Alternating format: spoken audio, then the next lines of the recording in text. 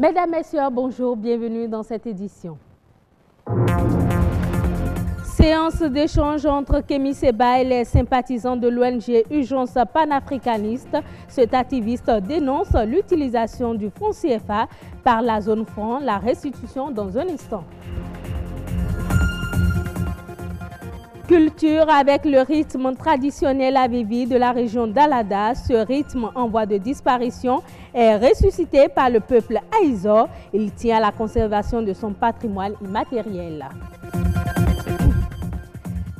Pas de film sénégalais au Festival panafricain du cinéma et de la télévision de Ouagadougou, FESPACO 2019. C'est la déception chez certains réalisateurs et cinéastes. Plus de détails dans cette édition. L'activiste Kémy Séba poursuit son combat contre le franc CFA et autres avantages que tire la France, pays colonisateur, sur les ressources en Afrique. À travers une sortie dite tribunal populaire, le numéro 1 de l'ONG Urgence panafricaniste s'est entretenu avec les étudiants et autres curieux sur plusieurs thématiques liées à l'utilisation de cette monnaie. Mathieu Sokenou et notre compagnie. Les valeurs de la France-Afrique, le franc CFA. Ainsi se résume la rencontre entre les membres de l'ONG Urgence panafricaniste et les étudiants de l'université d'Abomey-Calavi. Selon ces panafricanistes, l'Afrique doit être libérée du joug colonial, notamment sa monnaie, qu'est le franc CFA. Une monnaie frappée par la France depuis 1945, à la suite de la ratification de l'accord de Bretton Woods. Plus de 70 ans après, son utilisation suscite des controverses. Au Bénin, ce combat de voir disparaître le franc CFA est porté par l'activiste Kémy Séba, celui-là même qui se fait appeler panafricaniste. Nous avons eu assez de technocrates, nous avons eu assez de francolâtres. Nous avons eu assez d'occidentalolâtres qui aiment l'Occident plus que l'Occident s'aime lui-même. Aujourd'hui, nous avons besoin de gens qui aiment l'Afrique plus que l'Afrique s'aime elle-même et qui sont prêts à se saigner pour que cette dernière puisse être libérée. Il est temps que l'Africain accepte d'être libre, même si pour cela il doit être pauvre, plutôt que d'être riche et d'être un esclave. Plusieurs thématiques ont été abordées, de la question du franc CFA, en passant par les aides publiques au développement et à l'ingérence de la France dans la gouvernance africaine, tout est passé au peigne fin avec le public composé en majorité d'étudiants. Quand nous avons besoin de financer notre éducation, nous sommes obligés de faire recours à la France. Si nous avons besoin de 10 milliards pour investir dans l'éducation, la France peut dire, mais moi, je ne vous donne pas 10 milliards, mais je vous donne peut-être 1 milliard. Ou soit moi, je ne veux pas investir dans l'éducation, mais je veux investir dans les infrastructures routières. Nous n'avons pas besoin de ça. Tout ça parce que quoi? Notre argent se trouve dans sa main. On nous enseigne à l'école de Gaulle, celui qui a tué des milliers d'êtres humains. On nous enseigne Hitler. Et partout, on nous parle de Victor Hugo, le poète, l'artiste, celui qui est contre les Noirs. Ce sont ces gens qui nous enseignent comme des modèles. Or, il y a des Cheikh Anta Diop, il y a des Béhanzin, il y a tout ce monde. Il faut que nous mettions la France dehors de toute l'Afrique. Je suis français, je suis blanc, mais je suis 100% avec vous et avec l'Afrique, en fait avec Mao, avec la vérité, avec la justice. Et quand on dit qu'il faut chasser la France, qu'il faut chasser tout ça, je suis d'accord. En organisant cette rencontre dite tribunal populaire, l'ONG Urgence panafricaniste, présidée par Kémy Séba, voudrait faire prendre conscience à la jeunesse africaine en général et celle béninoise en particulier. Nous ne pourrons pas dire éternellement la France nous force à accepter ce deal. C'est faux. La France maintient un système de domination, c'est vrai. Mais si la population africaine, si nos dirigeants africains prenaient ces responsabilités, nous serions capables de sortir du franc CFA. Est-ce vrai ou est-ce faux ce que je dis? Mais dès lors que, comme le disait Kakonou Boubko, il y a cette thématique et cette dimension de la servitude volontaire, nous ne pouvons pas être étonnés du système de prédation dans lequel nous vivons. On dit toujours que pour qu'il y ait oppression, il faut qu'il y ait un oppresseur, mais il faut aussi qu'il y ait un opprimé. Ainsi, Kémy Séba et les siens remettent en cause la relation France-Afrique, longtemps entretenue. Au-delà de ce combat, le numéro 1 de l'ONG Urgence panafricaniste a des velléités politiques. Le rythme traditionnel avivi, généralement joué lors des funérailles à Alada, va de nouveau entrer dans les habitudes. Les natifs aïsors de la région ont modernisé cette cadence qui peut désormais se jouer à toutes les occasions. Reportage. Ces pas de danse reflètent un rythme resté longtemps inconnu du grand public. Il s'agit de Avivi, un rythme du peuple aïsor qui se jouait uniquement lors du décès des têtes couronnées. Ce patrimoine immatériel en voie de disparition vient d'être rénové avec la volonté affichée de ces ténors. Ce rythme a vu le jour suite à 2 jeunes gens. Il s'agit d'un garçon et d'une fille qui sont allés prendre de l'eau au marigot. Arrivés là-bas, ils ont décidé de se reposer. C'est de là que l'idée de jouer au tam-tam leur est venue. Mais eux, ils se sont servis du coussinet et du canari. Cette combinaison de matériel leur a permis d'obtenir le rythme Avivi.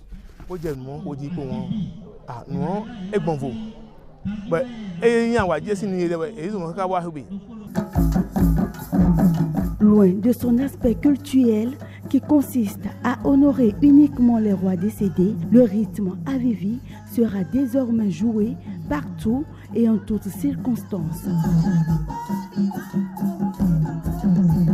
Le rythme Avivi est un rythme qui anciennement était exécuté comme d'ailleurs tous les rythmes de notre pays lors des obsèques, lors des funérailles. Mais chemin faisant, le rythme Avivi a évolué et de plus en plus aujourd'hui, on peut voir ce rythme dans toutes les manifestations culturelles et récréatives. Avant, c'était le rythme des morts et cela repoussait tout le monde. C'est un rythme qui se jouait avec des canaris conçus à base de l'argile. Lors des décès, on ne fait jamais entrer le canari par l'entrée principale des maisons mortuaires. La renaissance du rythme Avivi procure fierté et épanouissement aux natifs aïsors. Ma joie est grande. Avant, c'était juste pour les funérailles qu'on jouait ce rythme, mais aujourd'hui, on peut le jouer à n'importe quelle manifestation.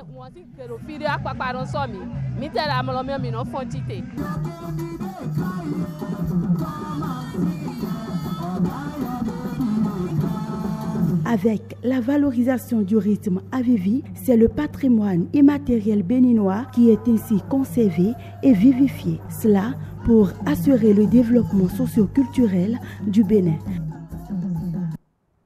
L'édition 2019 du Festival panafricain de cinéma et de la télévision de Ouagadougou aura lieu en février prochain. Le Sénégal, détenteur du prix Étalon d'or de Yenega, est absente dans la course pour le prix le plus prestigieux de la compétition. Certains cinéastes déplorent cette absence de films sénégalais cette année où la compétition fête ses 50 ans. Reportage. Sur les 20 films fiction longs métrages retenus pour la compétition officielle au FESPACO, aucun film sénégalais. Pourtant, le réalisateur Alain Gomis était le tenant du dernier étalon d'or du Yenanga. Faut-il vraiment s'en offusquer? Qu'il n'y a aucun problème à ce qu'il n'y ait pas de film sénégalais, c'est possible. On n'est pas, vous savez, un film, ce n'est pas une usine à faire des biscuits. C'est pas comme ça que ça tourne comme ça, et puis à chaque minute on sort 100 biscuits, on sort 100 films. Non, un film c'est un travail de réflexion qui dans la durée. Le Sénégal est à l'origine du FESPACO, parce qu'au départ c'était Ousmane Sembène. Et cette année, le FESPACO fête ses 50 ans. Et je pense que c'est surtout ça qui est important. Le Sénégal, normalement, devrait faire partie de la fête. Nous avons tout fait pour pousser les projets à être prêts avant, pour pouvoir se présenter. Mais cela n'a pas été possible. En 2015, le FOPICA avait subventionné quelques 9 longs métrages fiction. À ce stade, 4 films sont tournés, 4 autres sont confrontés à des contraintes de budget. Parmi ceux-là, celui de Benjogé Bey. Avec son film Le rêve de Laetitia, le réalisateur avait décroché le plus gros financement du FOPICA, 100 millions, un premier décaissement, un deuxième, mais le film a connu beaucoup de mésaventures, désistement du partenaire américain et pire encore.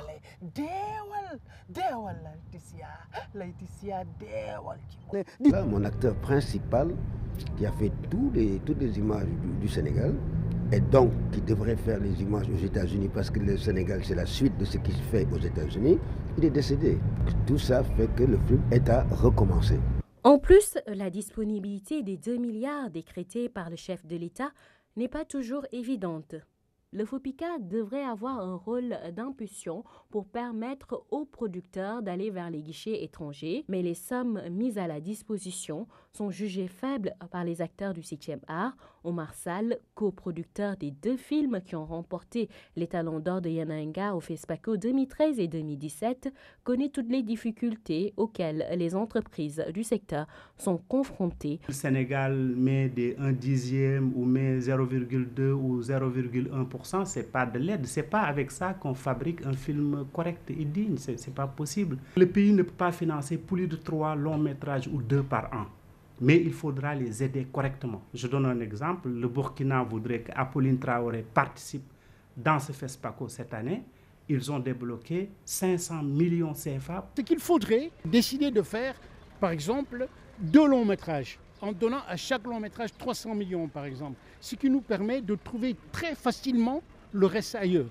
On peut effectivement miser sur 2 ou 3 films, mais là, c'est oublier la vocation du FOPICA, dont le rôle essentiel qui lui a été assigné est plutôt de structurer l'industrie cinématographique et audiovisuelle sénégalaise. Il faut des mécanismes idoines avec des objectifs clairs, une planification claire, avec, je dirais, une articulation avec les politiques du plan Sénégal émergent. Cette absence du Sénégal au FESPACO 2019 dans la catégorie fiction fait beaucoup parler, compte tenu du rôle historique de Saint-Ben dans la création du festival.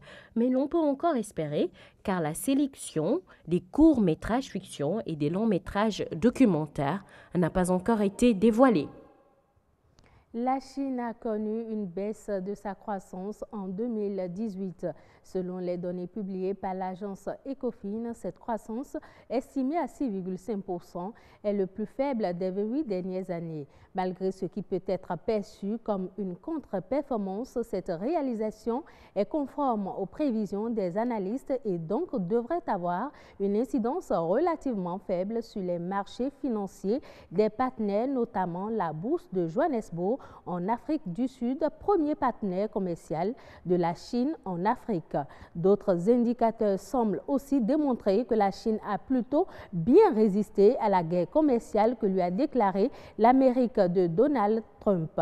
Sa production industrielle a progressé de 5,7% au mois de décembre 2018, battant les prévisions des analystes.